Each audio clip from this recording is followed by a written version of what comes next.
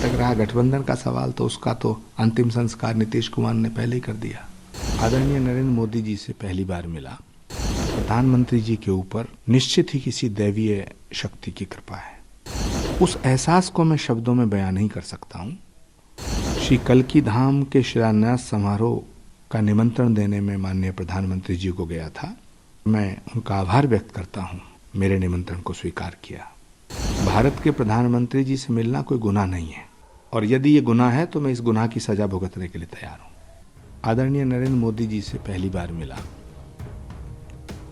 और मुझे ये कहने में कतई संकोच नहीं है कि प्रधानमंत्री जी के ऊपर निश्चित ही किसी दैवीय शक्ति की कृपा है। जो अनुभूति मुझे उनसे मिलकर हुई है, उसके बाद मैं ये कह सकता हूं कि वो एक दैवीय शक्ति के प्रतीक है। उस एहसास को मैं शब्दों में बयान नहीं कर सकता हूं। उस एहसास को शब्दों में परिभाषित नहीं किया जा सकता है। गुरु जी, आपकी पहचान एक कांग्रेसी नेता के तौर पर होती है, किस तरीके से देखते हैं आप? मेरी पहचान सनातन के सेवक के रूप में है। मैं भारत के साथ हूं और सनातन के साथ हूं, और सनातन वो धर्म है जो सत्य है, जो शाश्वत है। कल आपकी मुलाकात प्रधानमंत्री जी से हुई, क्या कहेंगे? श्री कल्की धाम के शिलान्यास समारोह का निमंत्रण देने में माननीय प्रधानमंत्री जी को गया था। मुझे खुशी है और मैं उनका आभार व्यक्त करता हूं कि भारत के यशस्वी प्रधानमंत्री आदरणीय श्री नरेंद्र भाई मोदी जी ने मेरे निमंत्रण को स्वीकार किया। श्री कल्की धाम के करोड़ों भक्त बहुत खुश हैं। सनातन धर्म को मानने वाले करोड़ों लोगों की ये भावना थी कि जिस तरह अयोध्या में श्री राम के मंदिर का काज नरेंद्र मोदी जी के करकमलों द्वारा हुआ है, उसी तरह भगवान के होने वाले अवतार श्री कल्की नारायण भगवान के श्री कल्की धाम के निर्माण के सभी कार्य प्रधानमंत्री जी के हाथों से किए जाएं, करवाए जाएं। करोड़ों भक्तों की भावनाओं का सम्मान करते हुए प्रधानमंत्री जी ने इस निमंत्रण को स्वीकार किया है। इसके लिए हम उनके आभारी हैं, हम उन्हें साधुवाद देते हैं। मुझे इस पे कुछ नहीं कहना है। ये फैसला कांग्रेस को करना है, ये फैसला कांग्रेस नेतृत्व को करना है। भारत के प्रधानमंत्री जी से मिलना कोई गुनाह नहीं है।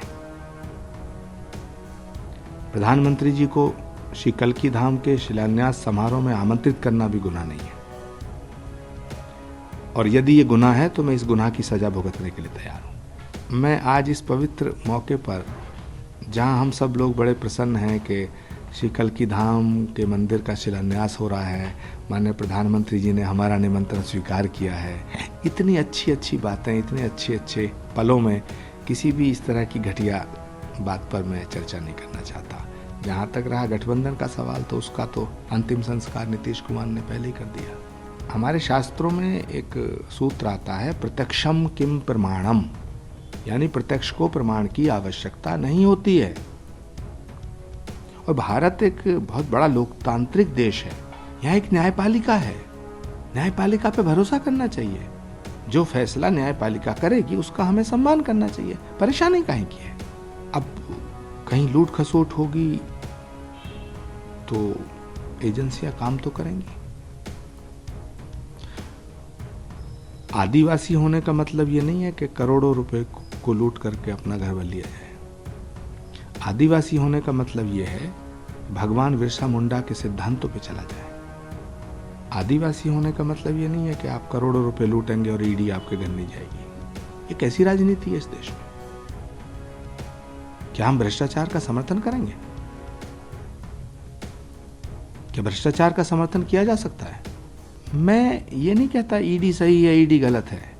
मैं कहना चाहता हूं भ्रष्टाचार करना गलत है। और इस देश में अदालत है, कोर्ट है, न्यायपालिका है, उस पर फेथ कीजिएगा, उसका सम्मान कीजिएगा, भरोसा रखिएगा। अगर आप निर्दोष होंगे तो आप छूट जाएंगे। इसमें इतनी हाय तौबा करने की क्या जरूरत है। लेकिन खामोखा जरा जरा सी बातों पे नरेंद्र मोदी को कोसते रहो, जरा जरा सी बातों पे ईडी को कोसो, जरा जरा सी बातों पे सीबीआई को कोसो। देश की एजेंसियों को क्यों कोसते हो भाई? राहुल गांधी जी को भी इंट्रोगेट किया था ईडी ने, सोनिया जी को भी इंट्रोगेट किया था।